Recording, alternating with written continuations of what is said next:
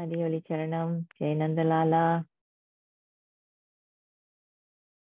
Today we are going to visit Thiruchendur. When I say Thiruchendur, you remember the sea, the seashore, and this beautiful temple, white Gopuram.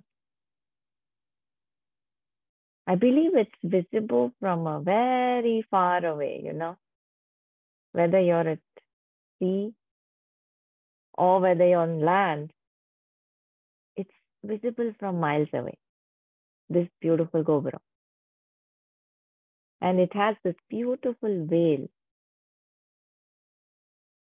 It's like a blue color veil that's visible. A huge one, indicating that that's Lord Murugan's abode. Now, Thiruchendur is in Thoothukudi, Tamil Nadu, and it's more than 2,000 years old. It's a very, just a number I'm giving, but it's very old temple. This is where the Lord came after he defeated the Asuran to thank his father. Lord Murugan came here to give his gratitude, show his gratitude to his father, Lord Shiva. Now, this temple, lot of kings have given their artistic skills, shown their artistic skills in this temple. To name a few, it's Pallavas, Pandyas, Cheras. So many have given their time and renovated this temple over the years. And it's standing so magnificently today. Thanks to all those kings and kingdoms that have been ruling over the time. Now, Amman here is Valli and Devayani. Now, this is one of the 6 Aaru Padai Veedu, one of them. And Thiruchendur is the only one that is situated on the seashore.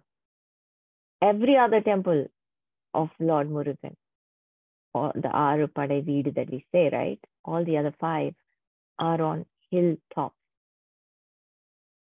This is the only temple that is on a seashore.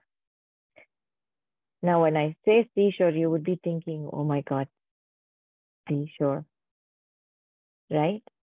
And the beauty is just 200 meters away from the sea, away from the shore, to be specific. Now, this temple is 137 feet high, white Gopuram, and 9-storied. And all other temples are, like I said, on a mountaintop and everything, but this is on a seashore. And there are 9 color stones, 9-storied, 9 color stones on top of the Gopuram. 9 is such a powerful number. I always keep repeating this. And there's 9 kalashams on top of the Gopuram. You see them beautifully kept over there on top of the Gopuram. You see those 9 beautiful gold kalashams. And the astounding part is, though it's very close to the sea, it stands unaffected by any calamities. Any, over the years. How many years, right? That by itself shows that's Lord Murugan. Who is he after all? Right? The Swami, Lord Murugan here, is in a standing posture, facing east. And he's standing like he's doing penance. Penance? Why penance? because he's here to show his gratitude, right? He won the war. And he wants to calm himself. It's always we've seen these gods, right? When they get into that mode of war mode, they need to calm themselves down. And it's also that way of calming is coming and installing the lingam and doing his prayers, offering his prayers. So he's in a calm state. When you go to see the temple, when you go to see the Lord, he's in a very calm state. He's holding the japa male and a flower in his hand. So, state of doing puja. Now, after Sura Samharam, he comes here and installs 5 lingams. 5, not 1, 5 lingams. Pancha lingams. And he performs puja. Ishanam, so the lingam names, okay? I'm giving you the names of the lingam. Ishanam, Tatpurusham, Agoram, Vamadevam, Satyajatam. These are the 5 lingams, and he does puja for them. Now, when he was performing puja, he's standing and he's performing puja, the Devargals, right? They come and call him, Swami. They call out to him, Swami. And he responds. He turns around. He turns around and he looks at them. And he's holding a flower in his hand. Because he was offering it to the lingam. And when they called, he turns around and with his hand, with a flower. This is exactly how the Mulavar is standing. Holding the flower. Because they called him when he was performing the puja. So the Mulavar is standing with the Jabamale and the flower in his hand.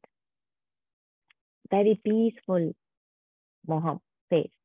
And it just shows the reason why he's there, you know.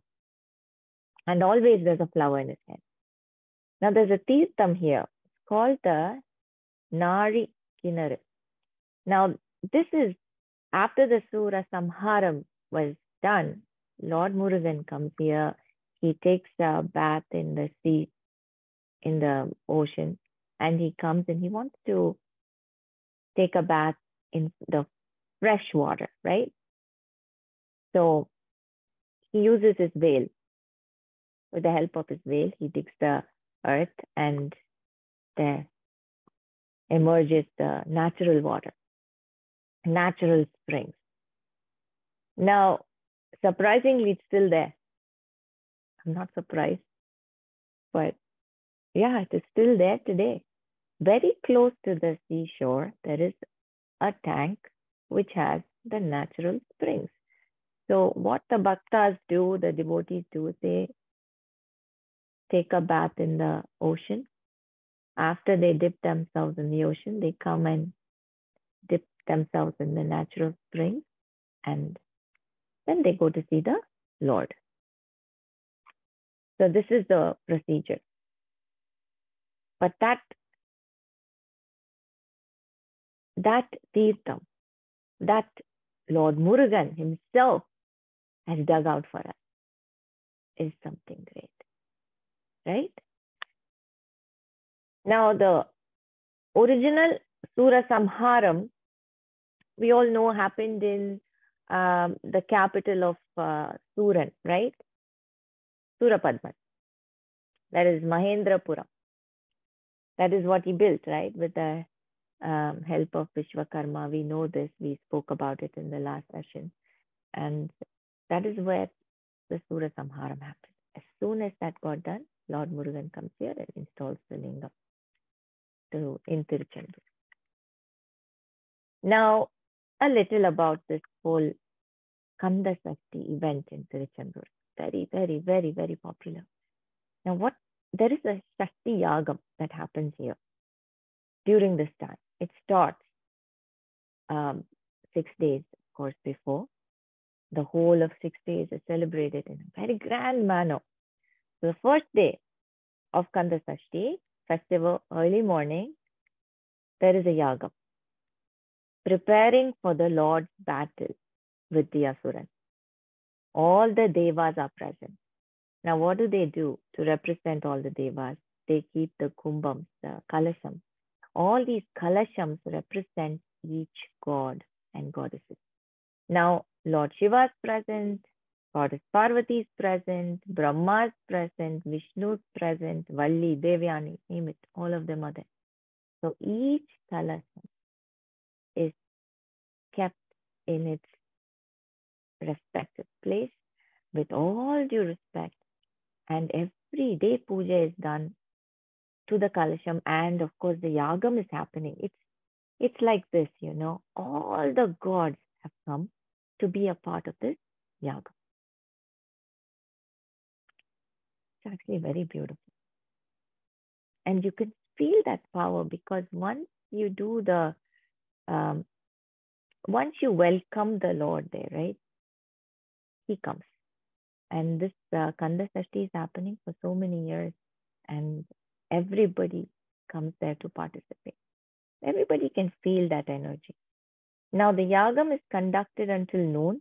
After that, Jayanti Nadar, that is one of the Utsava Murtis in the temple.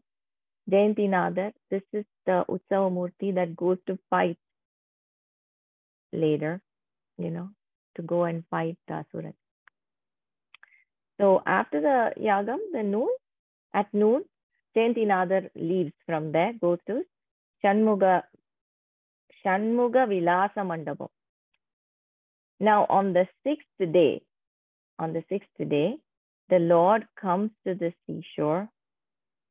Now, after the victory, of course, we know he destroys SooraPadman, and after that, immediately, Valli and Devyani, the Lord returns back to the Yagam, the Yagashala with the Valli and Devyani. Now, after that, what happens is Jayanti Nadar comes to the sanctum. He returns to the sanctum. At that time, he's placed before a mirror. The priest conducts Abhishekam to the image of Jayanti Nadar. Imagine, as a mirror in front of him, and the priest conducts Abhishekam to the mirror, the image of Jayanti Nadar. This is called Chaya Abhishekam. Chaya is shadow. So Chaya Abhishekam. So it's this is to cool him down. Remember I said after the war, the Lord needs to be cooled down. So they do the milk Abhishekam to the mirror. And when it's done, the Lord actually looks at himself. Arrogant as he is, he likes to see himself and he's cooled down. The milk cools him down. The victorious Lord is happy. The tradition is that Lord Murugan himself likes looking at himself being, the Abhishekam being performed to himself. So the Lord returns to his sanctum and the whole event comes to an end. The event of Sura Samhara. That is the destruction of the Asura. So the next day is the seventh day. The wedding happens, the divine wedding of the Lord Murugan and Devayani. So this is also a very, very grand event. After that, they both are taken on a procession, bride and groom. So the next 5 days after the Kalyanam, the next 5 days, they are sitting on the Unjal. Okay, Thirukalyana Mandapam, giving darshan to all their devotees.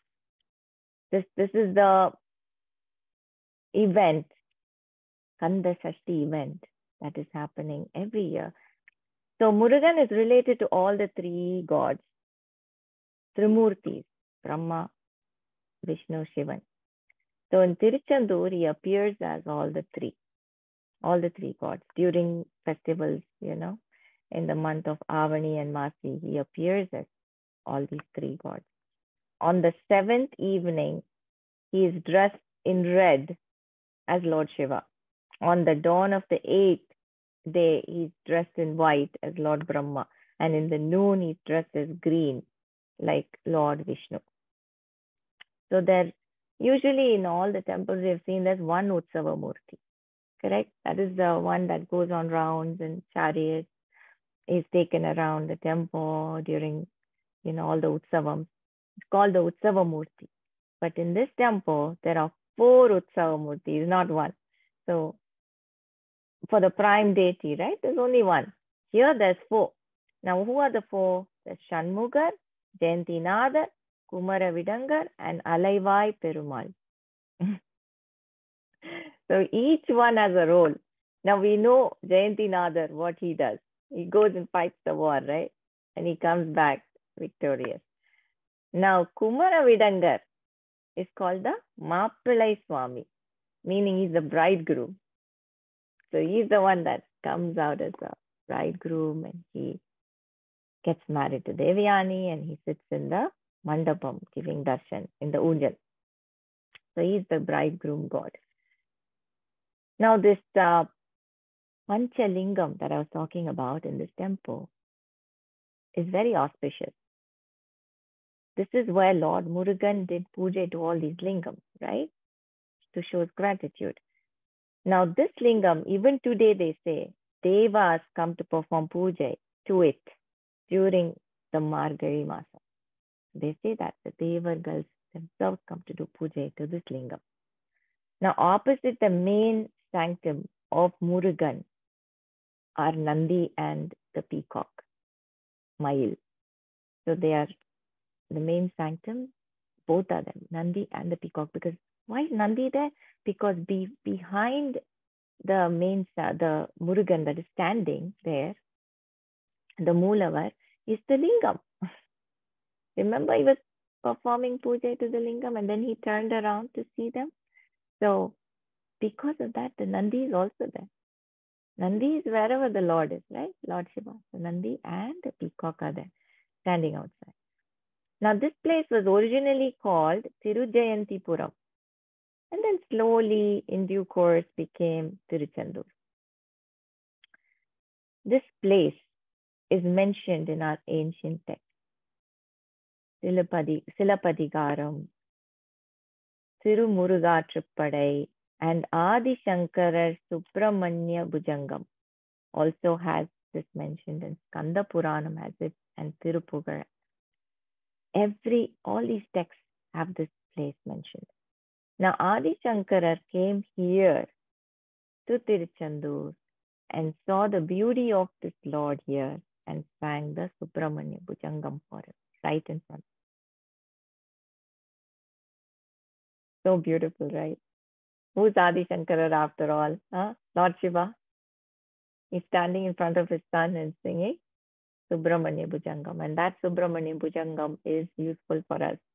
We sang it so that we can have it for today and, sing it, right? In praise of the Lord. Now, this place is so powerful that there's a story, of Dutch soldiers. Dutch soldiers actually looted a lot of our temples at one point. And the 16th century, we had Dutch people coming in and looting a lot of our temples too, especially the ones near the seashore. Of course, this is near the seashore. And they came in and they tried to melt a lot of the idols, which they couldn't. So they were going to leave because there was a storm coming in or something. They wanted to leave quickly. Now, they left with all the idols from this temple. When they were in the middle of the sea, this storm was so bad, it was raging, that they knew that they were in deep trouble. And one of them in the ship said, "This is the God's rage. Probably we should not have taken all the idols. We should put it back. Just throw it in the sea." They had the Utsava Murti, and they threw that in the sea. They threw all the idols in the sea. Immediately the storm stopped. The sea calmed. And they just fled away. That was a surprise for them, and they knew that the gods were. This was like the way the nature responds. God uses nature to always communicate, you know. The way he communicates, whether it's sometimes after you do a puja, after some nice, with lot of shraddha, you know, with bhakti and devotion, you perform puja and it rains. We all have experienced that, haven't we? A beautiful rain. It's like pours. That's the happiness, sandosham. The Lord is showing, I'm happy. Right? It's how the nature kind of communicates. He communicates through nature. So now the temple, you know, they know that all the murtis are gone. They were very worried. So they have to make another murti for the Murugan that was taken, right? The Thiruchendur temple. Now, soon, Murugan, what did he do? The Lord came in the dream of a bhakta. Now, this bhakta's name is Vadamalayappa Pillai. He came in this bhakta's dream and he told him that you don't have to make another idol. I'm in the sea. Come and find me. So the bhakta asks him, where exactly are you there? So he says, don't worry, bring a fisherman and come. And he said a lemon will be floating on the water and there will be an eagle. He says a Garuda will be circling it in the sky on top. It'll be circling the lemon in the sea. You will know exactly where that is under the lemon. I'm there. It gives the exact location, you know. You just have to, you know, swim down under that lemon and you'll find me, he says. Of course, Vadamalayappa Pillai does exactly what the Lord said. He goes out there to the sea. Just like the Lord said, he found the eagle circling in the sky. And when he looked in the water, he saw the lemon floating. And then he told the fisherman, this is it. This is the spot. Let me get down and look. Goes underneath the water and just like Lord said, he was there. He found the idol and he brought it back to Thiruchendur. This is not a made up story. This is true. And it's there in the Sthala Puranam of Thiruchendur. It is there and it's not very far off, you know, it's just very recently, 16th century. And that's what, you know, actually is very, very fascinating, right? Something that happened just recently. And these kind of stories that Lord appeared in the dreams, I think we're all used to it by now. We've heard too many of these during our various sessions, and every story, how he communicates, coming in, you know, appearing in the dreams of his devotee and guiding them, telling them what to do. This is not any surprising event anymore. This is how it is. I think we got to know that, didn't we? Huh? This is how it is. Now, there are fascinating stories to do with Thiruchendur. One such is something to do with a great poet, scholar named Kumara Guru Parar. I'm not sure if you all know, but I'm going to do a detailed session on him later. But he's a Tamil Shaivite poet. He's from the 17th century, again, after the Dutch soldiers. This is.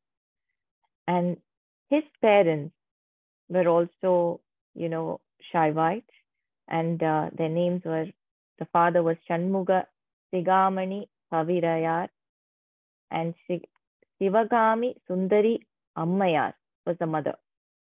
And they are from a small village called Sri Vaikuntham in Thuthukudi, Tamil Nadu. Now, the couple didn't have children. So they went to the Lord in Thiruchendur, prayed. After a lot of prayers in Thiruchendur, they got a boy. A boy was born. And they named him Kumaran, the Lord, right? Murugan. But he was growing up, but he was not showing any signs of speech. He was not talking. So he was 3, still no talk, 4, no speech, no words, no sound, nothing. Mute. Then he was 5. That's when they realized this is something very, very serious. And they started praying to the Lord. Then they said, okay, the Lord in Thiruchendur is the one who gifted us child. Let's go there and pray to him. So they came here and they did a fast of 48 days or something like that. And they fasted, severe fast without salt. And still the child is not speaking. So what they decided was, after fasting, after doing all that, still if the child does not speak, we will all walk towards the sea and give up our lives. All 3 of us, the wife, the husband, and the child. So, well, no signs of speech.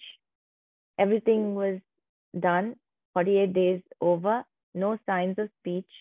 So they started walking towards the water, halfway down, halfway, like they were until here. Suddenly a small boy approaches them. A small boy approaches them and he looks at the little one, 5-year-old Kumaran, and he says, Idenna? With a flower in his hand. He says, what is this? Kumaran says, Poo. He says, flower. That was the first word that came out of the child's mouth. And who was the child who came and asked him that? Lord Muruga himself. Lord Murugan himself came as the little boy and asked him, Idenna? What is this? Sollu. And the boy immediately responded, Poo. That was not the first, that was just the first word. After that, I told you, right? We're talking about the great scholar, poet. Isn't that something? So it was like nobody could stop him after that. He reached levels that is unimaginable. With the Lord's grace, he was supposed to, he had a lot of, he has a big history. When we have to talk about Kumara Gurupara, right? He has written composed so many poems and songs on various deities. It's not just Murugan. It's like Amman, Meenakshi Ambal, name it, Saraswati, Goddess Saraswati also.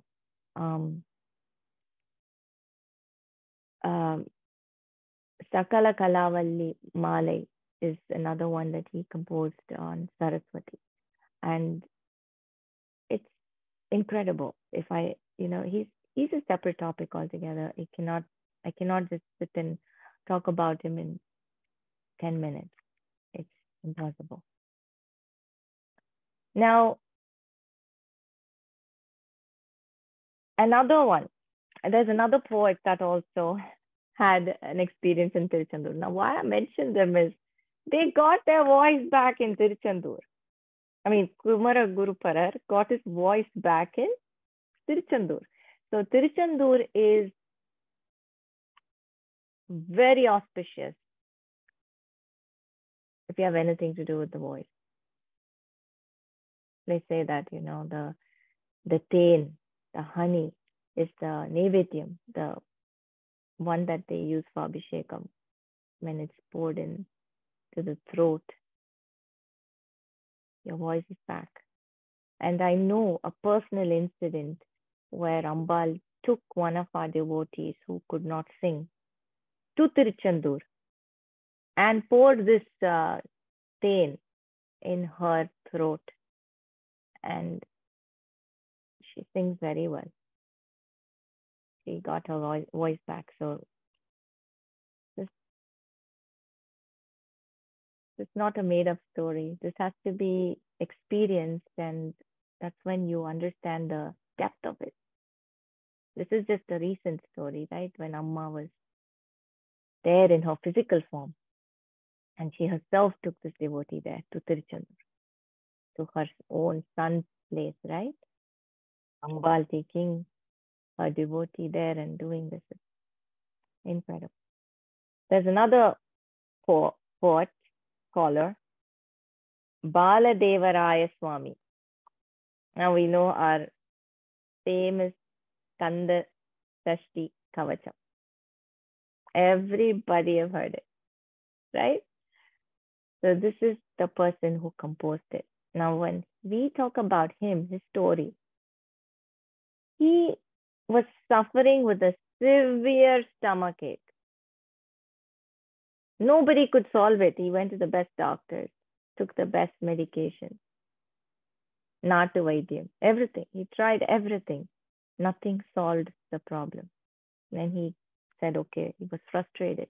He said, I'm going to Thiruchendur and I'm going to give up my life in the sea. He said, everybody is thinking of giving up their lives in the sea. See, Thiruchendur sea is so... and the Lord is not letting them, right? So the same story. He comes here frustrated. He reaches Thiruchendur and then he sees the Kandasashti event happening. The event is happening and he's like drawn to it. It's like, wow, the event is happening. Let me watch it and then give up my life. It was so beautiful that he was like, I'm going to watch it and then I'll give up my life. So he's there at the event, fasting. He's doing all those, ritualistic thing. Whatever he feels he wants to do, he's doing it for the Lord, and he's enjoying the event as it is every day. And as he's watching the event, his stomachache he's feeling a little better. He finds that his stomachache is decreased and lessened. And then, of course, he goes inside near the Mulavar, to the sanctum, next to the sanctum, and then he sings and he prays to the Lord. He cries, have this stomachache. It's lesser now, thanks to you. He's thanking him because the stomachache has gone down a little bit. Now they say that Lord Murugan comes and blesses him, and he gets this ability to compose the Kandasashtikavacham. Because he's so overwhelmed that after he blesses, the stomachache disappears totally. When you have a constant pain in some part of your body and it suddenly vanishes, the relief that you get, you'll instantly feel it. And especially when you're standing in front of the Lord and that relief happens.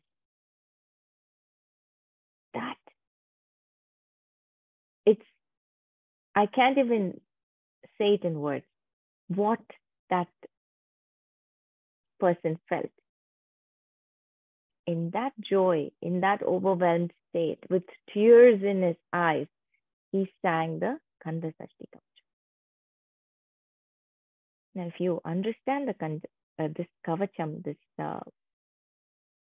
it's so powerful that it kind of, like I said, I think I mentioned it one of the sessions, I'm not sure when, but it covers the whole body. It's actually a kavacham. It's a shield. It mentions from the head to toe that please bless from top to bottom. And it's always calling out to Murugan.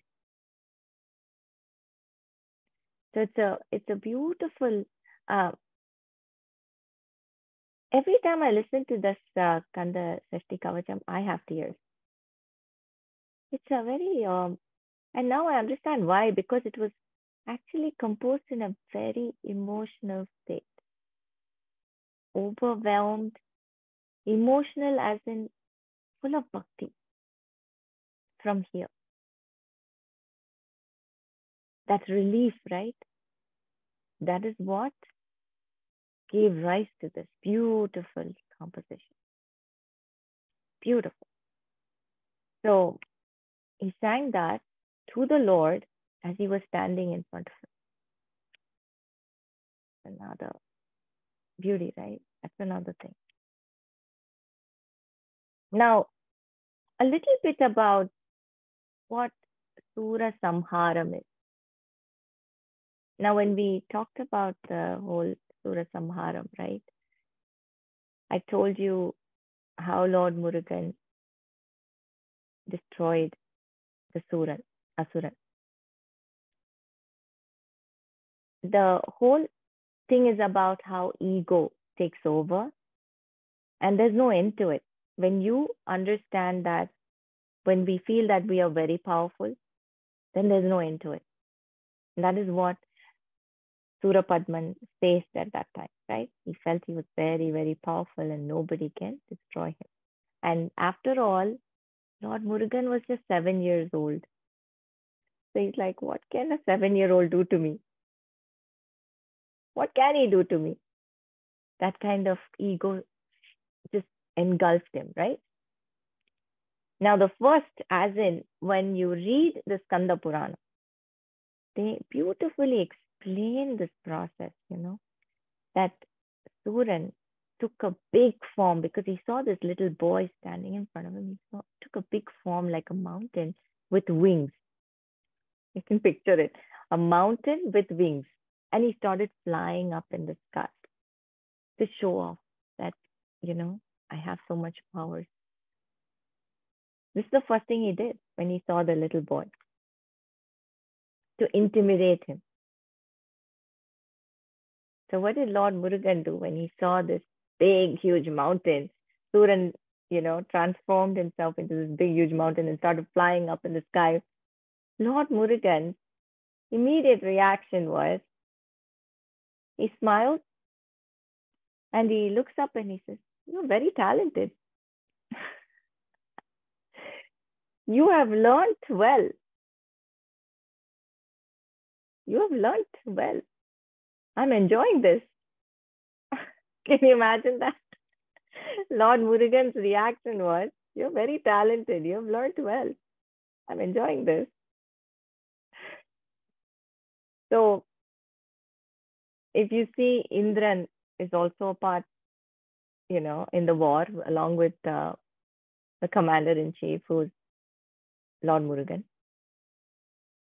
Indran looks at Lord Muruga and says, you can actually hurl your veil and get rid of him now. So Lord Murugan says, "No, I cannot do that because he's got his back towards me. So I cannot attack him when he's got his back towards me. So I need to go to him and fight facing him." So that's when Lord Indran transforms into a peacock, and Lord Murugan sits on the peacock and goes up in the sky and then fights him there. That is amazing, right? Look at that. That's also teaching us a lesson that you can't fight someone who's facing their back towards you. It's so easy, right? Hurling a weapon at them when they're not looking at you. Lord Murugan was so straightforward. He said, I'm going to go in front of him and fight him, facing him. So, and that's why when you read the scriptures, Lord Indran becomes a peacock, because that time Murugan has no peacock, right? After the Sura Samharam, that's when the peacock happens. Now we got to know how that happened. Now, when this happened, when Indran transformed to the peacock and they came, and then, of course, Suran didn't lose his ego, right? He's like, oh, so now you also fly. Now I'll become a big mountain of sand, he says, and he becomes a mountain of sand. So like this, he takes so many forms. It's like never ending.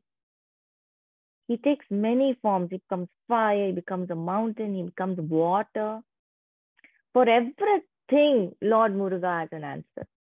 He puts an arrow and he will, he douses the fire, or he gets rid of the water. He does everything, but still SooraPadman kept going and going and going. So the war, like 6 days, right? It's not small. But until the last bit, Suran got exhausted. And then he became a huge tree. That is what in our scriptures it says, right? Maram mari ninna. That actually, he stood like a tree. That makes a lot of sense. When you stand like a tree, it's like you're half giving up, you know? You're like, okay, I'm done. I'm done. I'm exhausted. That's the sign. That is when Lord Murugan takes his veil, hurls it, the Shakti veil. It's called the Shakti veil, you know. Why? Because Parvati gave it to him. Goddess Shakti gave it to him. So that's when he hurls it, and the tree becomes two, you know, two halves, and one half becomes the rooster, the other one becomes the peacock, and he takes the rooster and he says, you're always going to be in the flag, in my flag. And he embraces the peacock and says, you're going to be my Vahanam from now on. So what Sura Samharam is, usually it says destruction of the Asuran, killing of the Asura. But actual meaning of Sura Samharam is, Samharam means beautiful necklace, because haram is necklace. Samharam means beautiful necklace. So he actually embraced Suran like a beautiful garland. Is another meaning. Think about it. It's true, right? Because Suran is not gone anywhere. The bad, evil, ego, pride, all that is gone. So the destruction was of all the negative force. But Suran is there. So Sura Samharam is embracing Suran like a garland. Beautiful garland. So it's another other side of it, but it's the truth. Because every year you witness the Sura Samharam, and every year you see that the rooster's there on the flag and the Mail is always there. So giving you this thought that Suran is there. He's not gone anywhere. And you say Mail poetry, right? Muruga poetry, Mail poetry. So you're saying poetry to Suran too? What I want to tell you is there's nothing negative. It's all in here, that negativeness.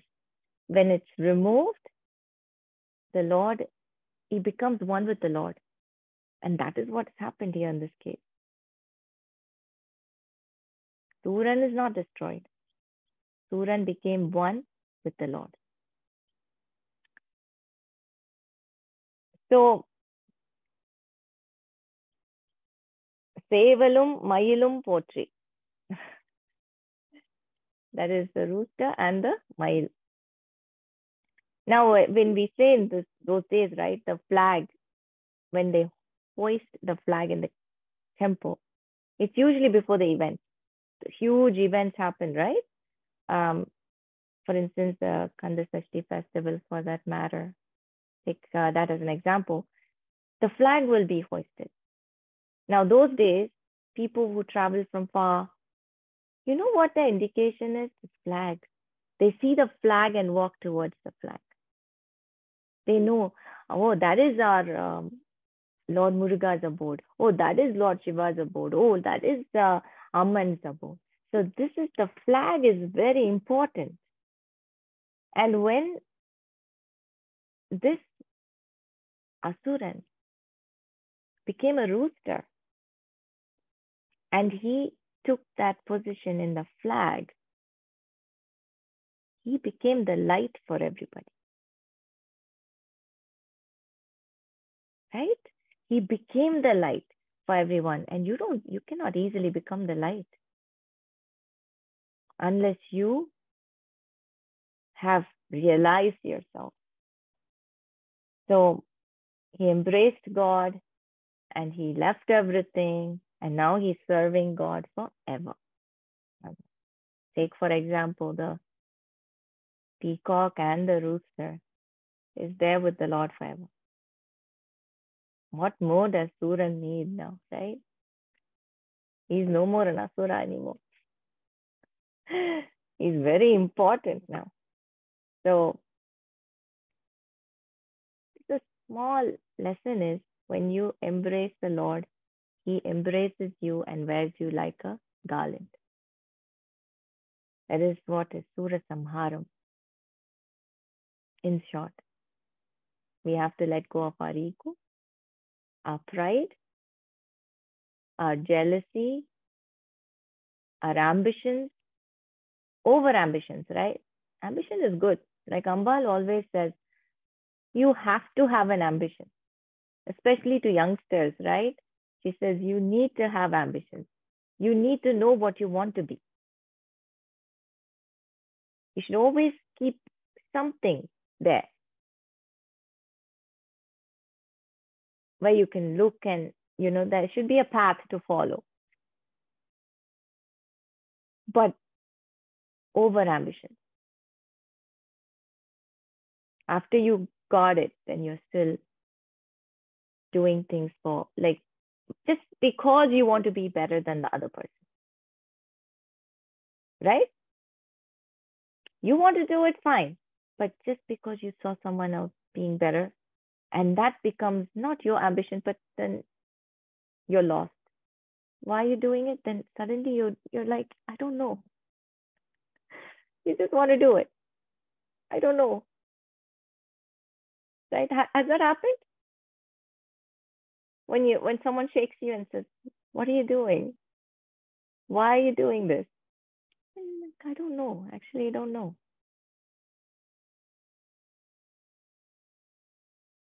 Most of us are shaken like that, and then we come to a realization and we're like, okay, this is not going anywhere. I need to slow down and think about the God now, because I have what I need. That is contentment. That is also a blessing that only He can give. We have too many distractions now in this world, too many.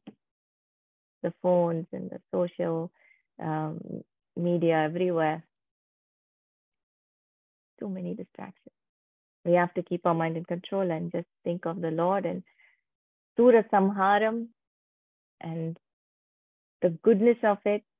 So when you see Sura Samharam next time, you will know the other side of the story, and you will understand that it's not actually the destruction of Suran, but the embracing of him.